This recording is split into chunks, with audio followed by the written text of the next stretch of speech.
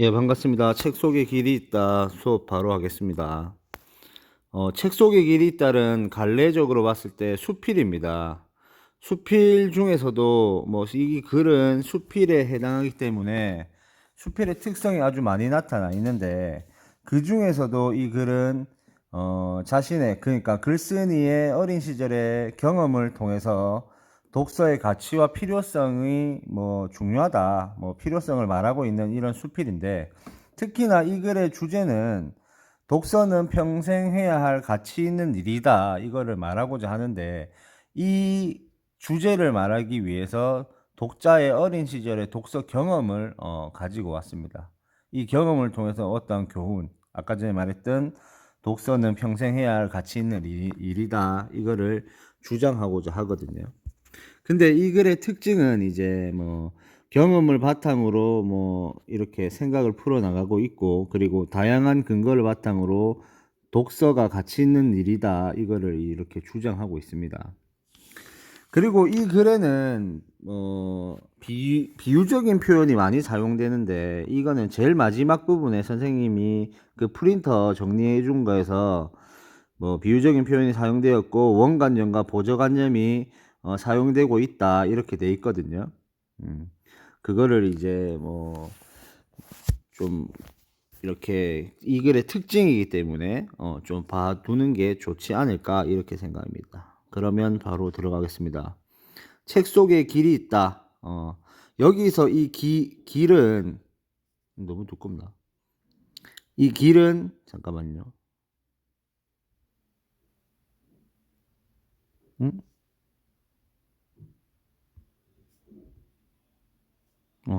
이거네. 오지. 자, 여기서 이 길은 진짜 길일까요? 길이 아니겠죠. 이때 이 길은 뭐냐면 바람직한 삶의 방향입니다. 이때 이 길은 바람직한 삶의 방향인데, 그러면 원래 나타나고자 하는 게 바람직한 삶의 방향이잖아요. 그래서 이거를 원관념이라고 해요. 이 바람직한 삶의 방향을 나타나기 위해서 가지고 온 개념이 뭐냐면 요겁니다. 그래서 이거를 보조관념이라고 합니다. 자, 알겠죠? 그럼 계속 하겠습니다. 책 하면 가장 먼저 어린 시절이 떠오릅니다, 이렇게 글을 시작하고 있습니다. 이거는 책과 관련된 글쓴이의 어린 시절의 경험으로 글을 시작하면서 독자의 흥미를 유발하고 있는 것입니다. 계속 갈게요. 우리 가족이 새들어 살던 집은 앵두나무로 울타리가 쳐져 있고, 집 뒤 언덕을 조금만 올라가면 남춘천역이 바라 보였습니다. 외로울 때는 그곳에 올라가 서울 가는 기차를 바라보던 기억도 납니다.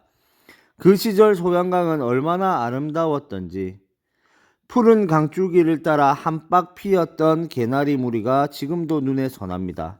자, 한박, 이렇게 진하게 글씨 표시되어 있는 거는 선생님이 그 사전적 의미를 알아두라고 했을 겁니다. 자, 계속 갈게요.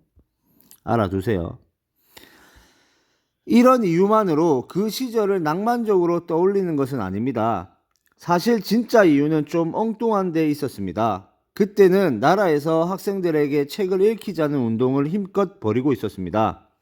자유교양 문고라 해서 문고로 펴낸 책을 나라에서 각 학교에 공짜로 보내주었습니다. 그냥 주기만 하면 읽지 않을 테니까 특별한 반을 꾸려 선생님이 지도해 주셨습니다. 학생들은 수업이 끝나면 따로 모여 책을 읽고 독후감을 써내고는 집으로 돌아갔지요. 다른 친구들은 귀찮아했을 수도 있었겠지만 저는 그 시간이 얼마나 행복했는지 모릅니다. 자, 행복을 느꼈어요. 맞죠? 여러분도 행복을 느꼈으면 좋겠습니다. 그래서 이 부분은 책 읽는 시간에 행복을 느꼈던 어린 시절의 글쓴이입니다. 자, 그 경험을 통해 책 읽기는 저의 유년 시절에 기쁨과 격려, 흥분과 위안, 황홀과 행복이라는 느낌, 즉 긍정적인 느낌을 책 읽기에 대해서 가졌습니다. 그러니까 이 행복을 느꼈겠죠. 뿌리 내렸습니다. 그때 책을 읽지 않았더라면 저는 무엇으로 위안을 얻었을까요? 전학을 간 곳이라 친구도 별로 없었고 경제적으로 넉넉지 않아 위축돼 있던 그때 책 읽기야말로 저의 결핍을 충족해주는 그 무엇이었습니다. 이렇게 돼 있습니다. 그래서 요까지는 뭐냐면 처음 부분인데, 책 읽기를 통해서 정서적으로 경제적으로 결핍되어 있는 것을 충족시켜 줬다네요. 이때 언제입니까? 예, 글쓴이의 어린 시절입니다. 글쓴이의 어린 시절에 정서적으로 경제적으로 결핍되어 있는 것을 충족시켜 줬는데 이게 뭡니까? 책 읽기입니다. 그래서 이때 이 독서 경험을 말합니다. 독서 경험을 통해서 글쓴이는 행복감을 느꼈습니다. 그 책 읽기에 대해서 당연히 긍정적인 느낌을 가졌겠죠.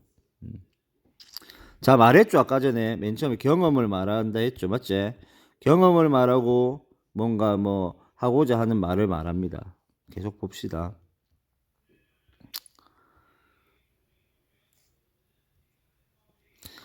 자, 지금은 어렵게 어린 시절을 보내는 사람들이 과거보다는 적어 보입니다.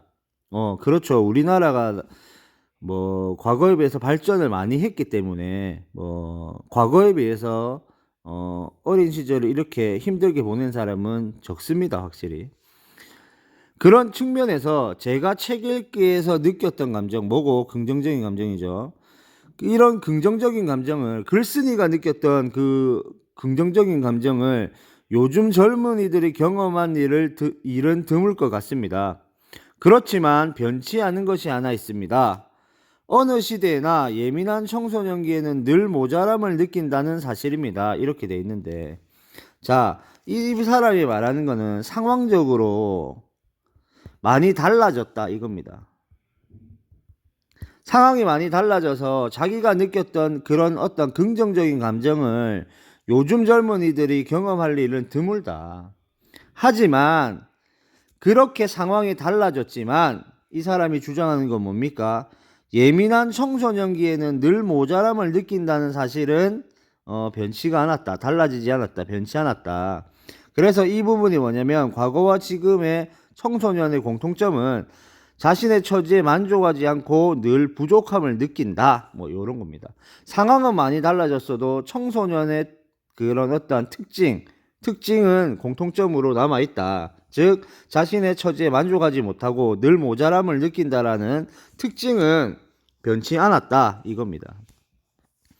아무리 세상이 청소년들을 향해 새로운 것을 쏟아내어도 비어있고 부족한 것이 있게 마련입니다. 그래서 외로운 것이지요.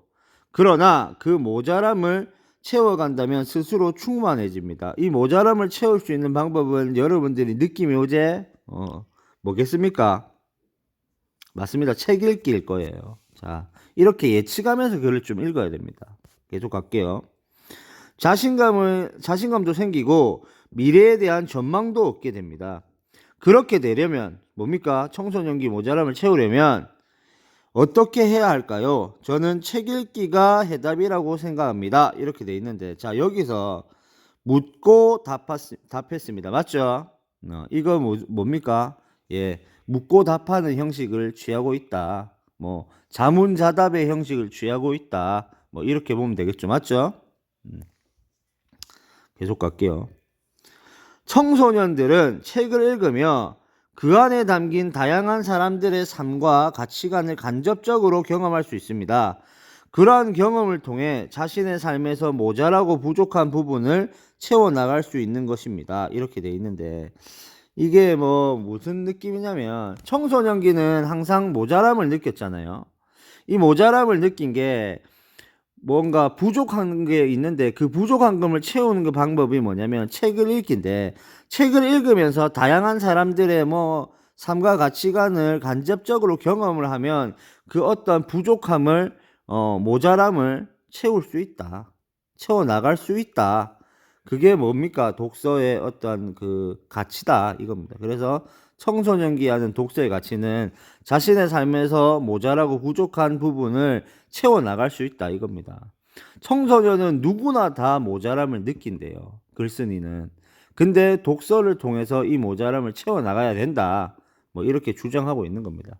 그래서 이 부분이 책 읽기의 가치 첫 번째 부분입니다. 책 읽기의 가치는 뭐냐면 청소년기, 즉 늘 부족함을 느끼는 청소년기에 책 읽기를 하면 이 부족한 부분을 채워준다. 뭐 이런 내용이겠죠. 계속 갑니다. 인터넷이면 다 해결된다라는 사람들이 있습니다.